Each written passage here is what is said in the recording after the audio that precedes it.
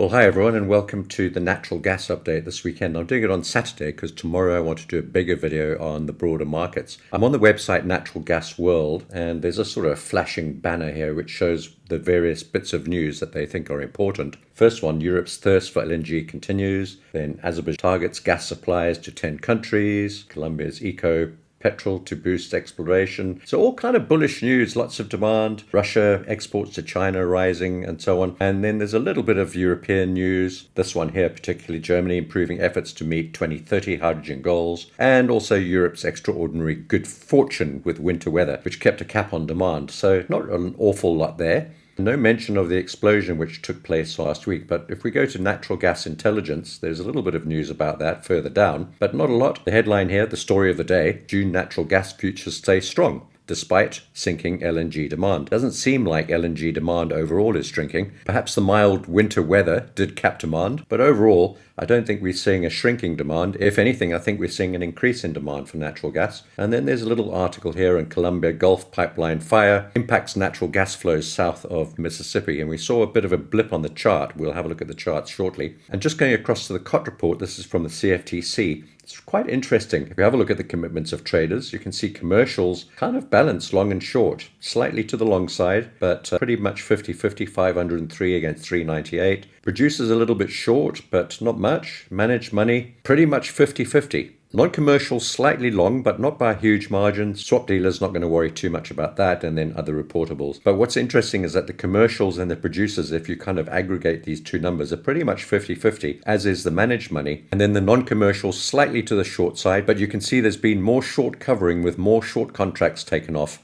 than long contracts. So really 50-50 in terms of what we see on the COT report. And when you look at the news, there's not a great deal of news, apart from the pipeline, which did cause a blip on the charts we'll have a look at shortly. And just a lot of chit-chat and blah, blah, blah, really, on natural gas world and natural gas intelligence. Overall, I think the sentiment towards natural gas seems to be quite bullish, despite the G7 meeting in Japan saying we need to cut back on natural gas usage and also exploration and drilling and that sort of thing, which only actually served to rally the price of natural gas over that weekend when they were talking about cutting down on exploration and supply. Having looked at all that, it's all just a bit of umming and ahhing, really. Let's go and have a look at the charts, and I think the charts tell us the most important story about natural gas. Hi, James here. If you're enjoying this video, please give it a thumbs up, and if you're new here, why not subscribe to the channel so that you don't miss any of the new updates. So here we are as at the close on Friday, and there are a couple of important and interesting facts to see when you're looking at technicals on the charts. Now, I know a lot of you are fundamental traders when it comes to commodities and particularly in gas, but there are also a lot of technical traders who swear by the charts. I'm kind of in between. I like to look at what's going on in the fundamentals in terms of supply and demand and geopolitics and drilling, exploration, latest news, all that sort of thing, which might affect the price. But I'm also very interested in what the charts tell us and the technical patterns that we see on the charts. Cursory view is that during last week, we managed to rally up after the futures rollover into this next resistance level between $2.33 and $2.40. And that's where we are right at the moment. We're stuck in that level. Importantly, having reached that level, we didn't manage to fall back down below about $2.27 during the course of the week after that rally higher. We did have a bit of a pullback after the gap up after the rollover, but we held above $2.27, 28, 29 and managed to continue higher. What's interesting about Friday's candle is that we formed a higher low and a higher high. Yes, we've got a wick top, and that's quite important. But the higher low and higher high means that generally we've still got a bullish continuation. We also managed to hold above the 50-day moving average. If you remember, we leapfrogged the 20-day moving average after the G7 meeting, and now we've also managed to leapfrog the 50-day moving average after the contract rollover. So that's the way it looks on this chart. This is the chart that I often start with on NYMEX with my levels drawn in here, but I'm also going to show you the chart from my broker right now with their pricing and the Fibonacci levels drawn in. So I can just go to my watch list and scroll down to natural gas futures, Black Bull, that's this one over here, and click on there and it'll switch the chart over. So if you remember from one of my previous videos, all I did was I simply drew a Fibonacci study in from this low here at just below $2 up to this high at just above $3, and the levels that you see on the chart represent the Fibonacci retracement levels. And I pointed out in the previous video that these Fibonacci levels are beautifully representative of the support and resistance lines that we see on the NYMEX chart, which follows the Henry Hub prices. Again, on this chart with the Black Bull broker prices, you can see we got through the 50-day moving average. We got through this red resistance line, which is the 61.8% retracement level, and we've held above there despite that wick top. And we've also got a higher low and a higher high on the chart. So it all looks quite constructive. I want to remind you that my position on natural gas is 50% of my desired position long at $2, actually slightly below, and 25% of my desired position long at $2.20. We're now trading at $2.39 as at the close on Friday. I mentioned on a tweet that if we do drop back down to $2.20, I'm going to hedge that position that I have long from $2.20 and keep the position that I've got open from $2 with my stop loss at break even. That means that I'm now in a position where I have absolutely zero risk on this trade, and the only outcome is either break even with a hedged position from $2.20 or an increased profit if we begin to reach up into these levels. My idea, and it's quite fluid at this point, is once we get up to $3, I'm going to cover some of those long positions, close them out,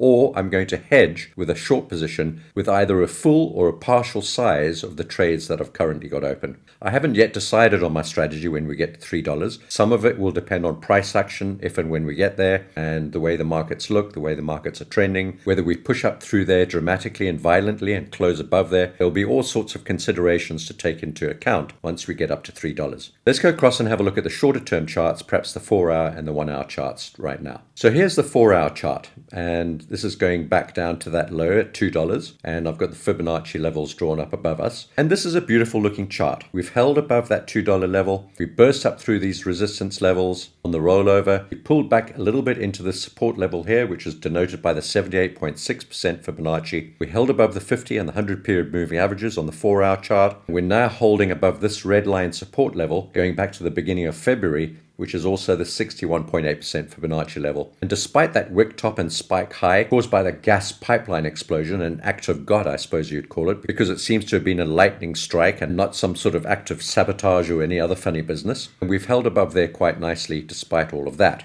Now remember, I'm making this video on the weekend, on a Saturday, and often we get weekend gaps on natural gas, so I don't know how the market's going to open up come Sunday night or Monday morning, depending on your broker, but I expect that we'll continue to probe higher towards this next level here at around about 2.6, 2.61. You can see once again that's a red resistance level formed by these highs over here, and it's also the next Fibonacci level. If I switch this across back to the NYMEX charts, you can see how beautifully this aligns with the levels that I had drawn in there, not considering the Fibonacci's. So here's the NYMEX pricing on the 4-hour chart, and you can see the same levels that I had drawn in disregarding the Fibonacci retracement levels, which actually, to be honest, I only looked at in retrospect, but they align almost perfectly. So there's that support line, which is formed by those lower Fibonacci's. There's that resistance zone that we broke into, and we've now held above these highs here, and we've formed progressively higher highs and higher lows, now on the 4-hour chart holding above all of these moving averages. There's the 100 period moving average, there's the 200 period, there's the 50, and there's the 20. The 20 period moving average is actually the short-term sort of directional bias or momentum indicator, I suppose you could call it,